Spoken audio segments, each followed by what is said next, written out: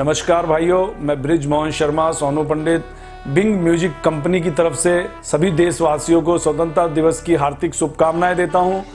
और हर घर तिरंगा का जो सपना हमारे प्रधानमंत्री जी ने देखा है, आप सभी उसे साकार करें। अपने घर के ऊपर इस पर्व पे तिरंगा जरूर लगवाएं।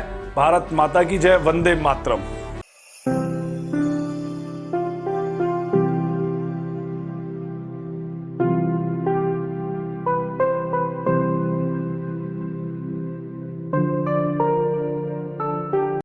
दिल्ली में यमुना का जलस्तर बढ़ा। यमुना खादर इलाके में रह रहे लोगों का सुरक्षित स्थान के लिए पलायन शुरू।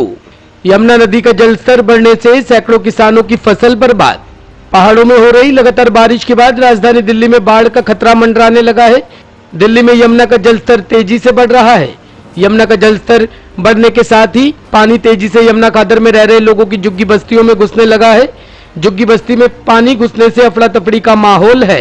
लोग झुग्गियों से सामान निकालकर सुरक्षित स्थानों पर जा रहे हैं। आपको बता दें कि दिल्ली में यमुना का जलस्तर बढ़ने की वजह से यमुना खादर में सैकड़ों बीघा फसल बर्बाद हो गई। खेतों में कई फुट पानी घुस गया, जिसकी वजह से फसलें नष्ट हो गई है। फसल नष्ट होने की वजह से किसानों को लाखों का नुकसान हो गया है। बर्बाद हो चुकी फसलों में ज्यादातर सब्जियां हैं। ऐसे में राजधानी दिल्ली में सब्जियों के दाम आसमान छू सकते हैं। बाढ़ से प्रभावित किसानों ने सरकार से मुआवजे की मांग की है। आपको बता दें कि पहाड़ियों पर लगातार हो रही बारिश की वजह से यमुना का जल स्तर बढ़ गया है।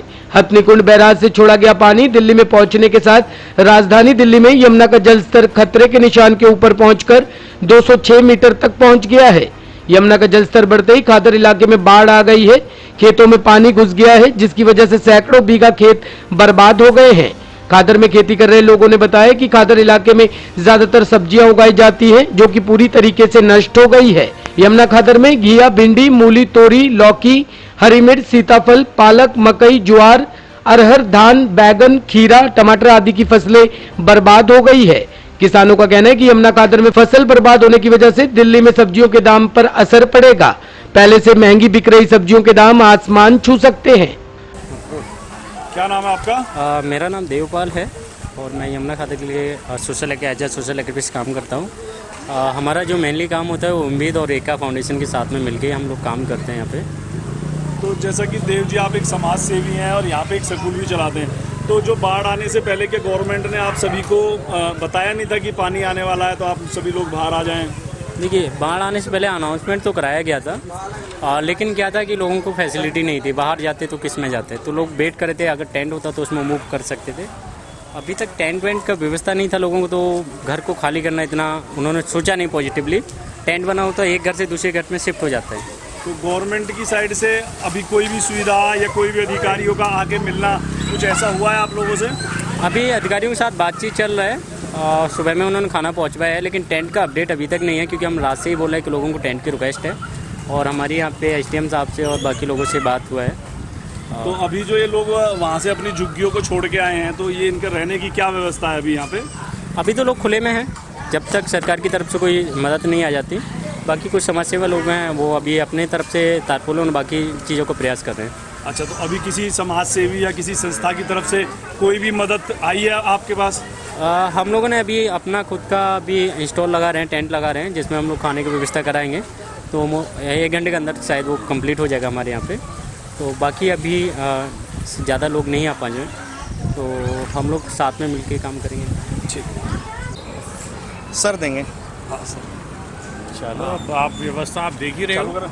सर, जैसा कि यहाँ पे बाढ़ आई हुई है, लोग अभी यहाँ से बाहर आ रहे हैं, तो पहले इन्हें अलर्ट नहीं किया गया था कि बाढ़ आने वाली है? नहीं, इनको कई दिनों से मुरादी के जरिए इनको लगातार सूचना दी जा रही है कि पानी बढ़ रहा है और आप लोग आइए।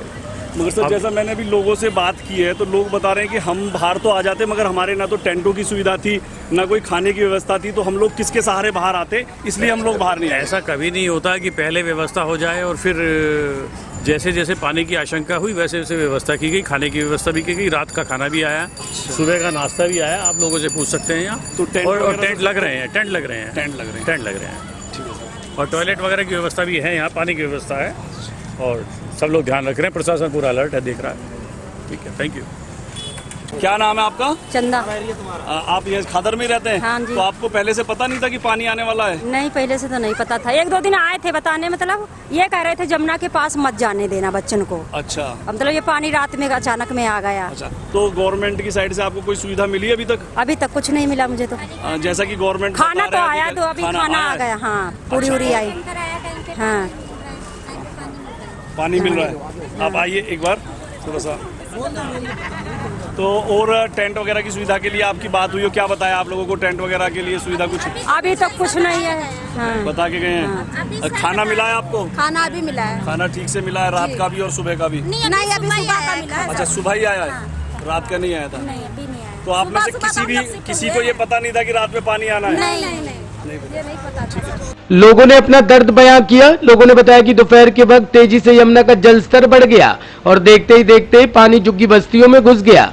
उन्हें अपना सामान तक निकालने का मौका नहीं मिला। लोगों ने बताया कि वह लोग अपना सामान निकालकर सुरक्षित जगह जाने में जुटे हैं।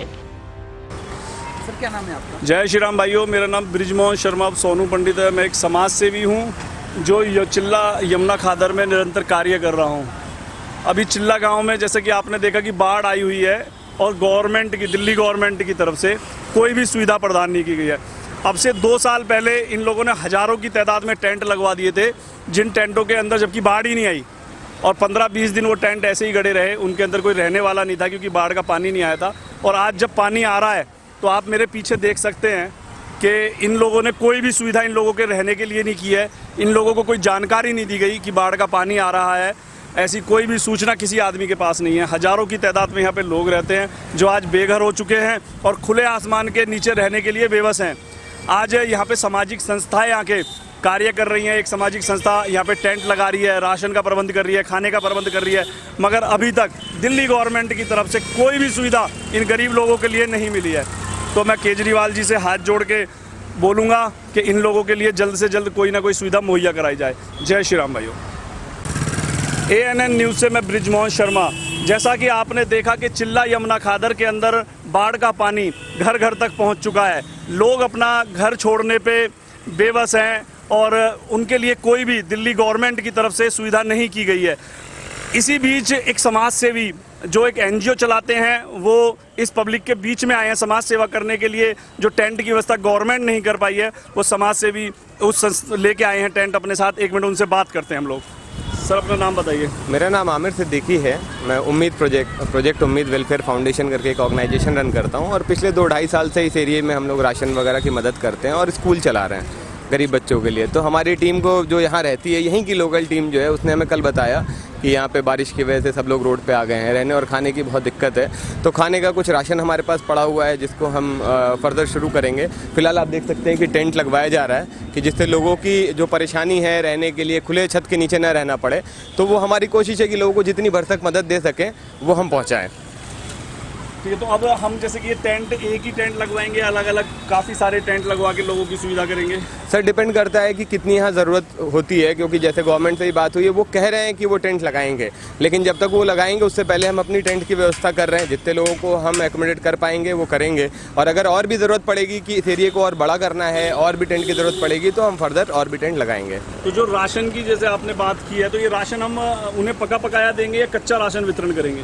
सर हमारी कोशिश ये है कि टीम के साथ डिस्कस करें और पका हुआ राशन दिया जाए, क्योंकि जहाँ लोगों को आप देख रहे हैं यहाँ पे कि यहाँ पे ना गैस चूल्हा कुछ नहीं है, तो पकाने की सुविधा है नहीं। लोग रोड पे आ गए हैं, जो अपना घर छोड़ दिया, किचन छोड़ दिया, तो उसके लिए खाना बनाना बहुत मुश्किल टास्क है। तो हम चाहेंगे कि उसे बना बनाया खाना दें, और इसी की कोशिश है हमारी। बाकी लोगों से भी अपील है कि वो भी आएँ, इन लोगों की मदद करें, क्योंकि हज़ारों लोग हैं यहाँ पे, हज़ारों फैमिली हैं जिनको मदद की अभी आपकी ज़रूरत है, क्योंकि आप बारिश के मौसम में अपने छत के नीचे हैं और ये खुले आसमान के नीचे हैं। बहुत बहुत धन्यवाद।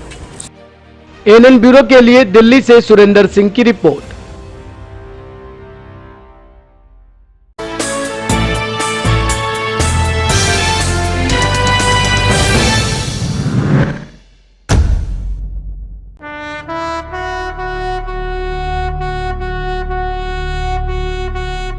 जय श्री राम भाइयों, मैं ब्रिजमोहन शर्मा और सोनू पंडित, कोषाध्यक्ष तिल्लोपरी वेस्ट मंडल, आप सभी को स्वतंत्रता दिवस की हार्दिक शुभकामनाएं। 75वां यह स्वतंत्रता दिवस हम अमृत महोत्सव के नाम से मना रहे हैं। सभी अपने घर पे तिरंगा लहराएं और इस उत्सव को बहुत धूमधाम से मनाएं। जय श्री राम।